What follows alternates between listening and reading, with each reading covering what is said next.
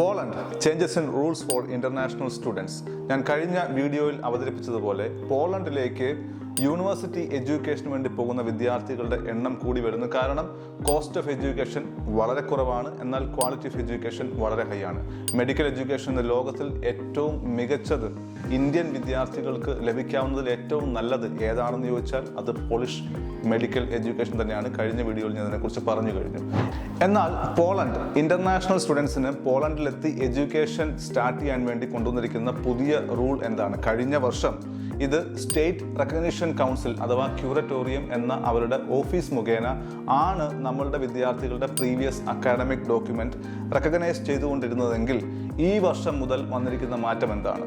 ആ മാറ്റമാണ് NAWA, polish national authority four academic exchange. ഇത് പോളണ്ടിന്റെ ഗവൺമെന്റൽ സംവിധാനമാണ്. ഓൺലൈനായി നിങ്ങളുടെ ഡോക്യുമെന്റ്സ് സ്വീകരിക്കുകയും ആ ഡോക്യുമെന്റ്സ് വെരിഫൈ ചെയ്ത് നിങ്ങൾക്കൊരു റെക്കഗ്നിഷൻ സർട്ടിഫിക്കറ്റ് തരികയും ആ സർട്ടിഫിക്കറ്റ് മുഖാന്തരം നിങ്ങൾക്ക് യൂണിവേഴ്സിറ്റികളിലേക്ക് ഫൈനൽ എൻറോൾമെന്റ് ചെയ്യാൻ സാധിക്കുകയും വിസയ്ക്ക് അപേക്ഷിക്കാൻ സാധിക്കുകയും ചെയ്യുന്ന സിസ്റ്റമാണ് നാവ എന്ന് പറയുന്ന ഈ ഗവൺമെന്റൽ ഓർഗനൈസേഷൻ വഴിക്ക് പോളിഷ് ഗവൺമെന്റ് ഒരുക്കിയിരിക്കുന്നത്. ഇത് ജർമ്മനി കൊണ്ടുവന്നിരിക്കുന്ന അക്കാഡമിക് ഇവാലുവേഷൻ സെന്റർ അഥവാ APS സംവിധാനം വഴിക്കുള്ള റെക്കഗ്നിഷൻ പ്രൊസീജിയർ പോലെ തന്നെ പോളിഷ് ഗവൺമെന്റ് നാവ എന്ന അവരുടെ സംവിധാനം ഉപയോഗപ്പെടുത്തി ഓൺലൈൻ വഴിക്ക് ഇന്റർനാഷണൽ വിദ്യാർത്ഥികൾക്ക് വേണ്ടി ഒരുക്കിയിരിക്കുന്ന ഒരു റെക്കഗ്നിഷൻ സിസ്റ്റമാണ്.